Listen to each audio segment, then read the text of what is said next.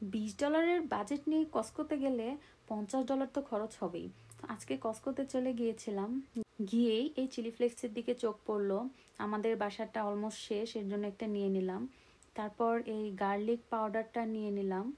তো আমি ভাবছিলাম চিকেন ম্যারিনেটের জন্য গার্লিক পাউডারটা নেই। তো মেইনলি আমরা কস্কোতে এসেছি, আমরা একটা ট্যুরে যাব, ট্যুরের কিছু জিনিসপাতি কিনতে, লাইক স্ন্যাক্স, তারপরে হচ্ছে পানির বোতল।